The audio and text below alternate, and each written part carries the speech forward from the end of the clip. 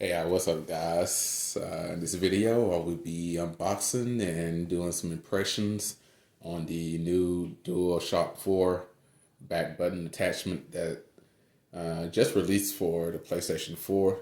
Um, Actually, I think it's supposed to. It's the release time is all over the place for this thing, but a few retailers have broken release date. Walmart being one of the case. I think it retails for about $30. Walmart is selling it for $25. So let's see, very small box.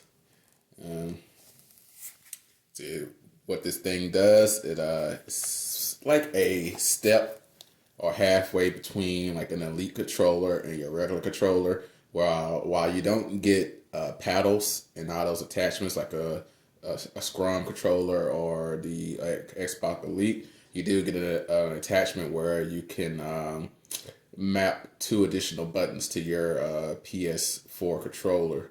And I think you have two or three different profiles, so you can map two buttons in three different profiles. So if you want an L3 and L3 and R3, if you want L3 and Z circle, if you want L1 and X, you can have three different profiles for it. But it gives you a little bit more flexibility with your controller.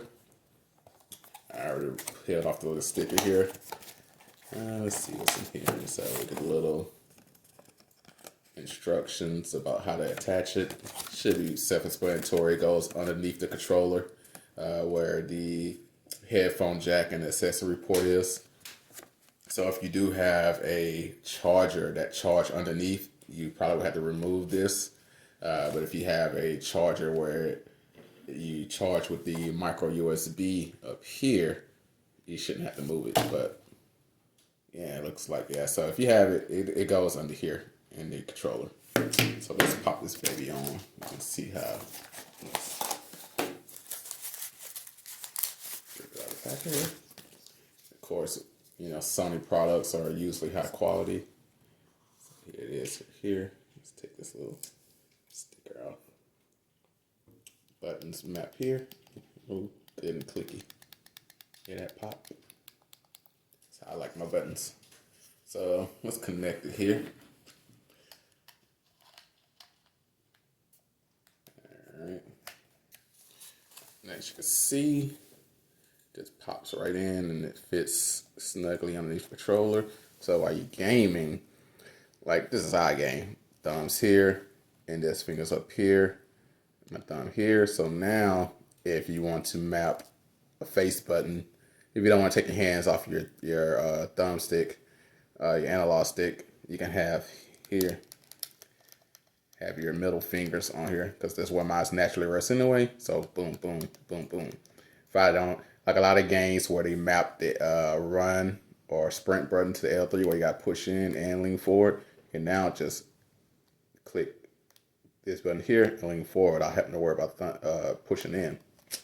So just let me power it up and see how that looks.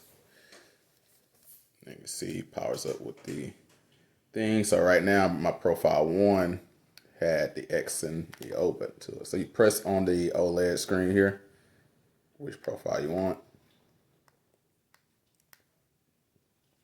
So you hold down if you want to map. So let's see. Let's say I want R3 on this side, and I want L3 on this side. If I don't want to use the analogs, press it. Boom, it's set. So if you want to switch profiles, you hold it up, put it in configuration mode, tap twice, switch profiles. And I see it's on profile 2. Tap twice, profile 3. And we'll use profile 1. It's there. And press once to select it, and boom, there you go. All in all, like I said, it's a good step. Go in between if you don't want to spend, so much money on an adapter and the Xbox Elite controller, or if you don't want to spend so much money on a Scrum controller, you can just get this $25 attachment. It's pretty cheap, or I want to say cheap because it's a really good quality material. It's pretty affordable attachment to get you in there, to get you some extra buttons in there. or some flexibilities with what you can do. So, all right, it's not much to it. Just connect it and go. If you need to charge that, just pop it out. Boom. If you use a charger that goes underneath, charge it there. Put it in here. You want to be careful you don't kind of jam it in there. It's a little awkward how it's angled up, but there you go. Just goes right in there. And pretty nice. All right, I'm out.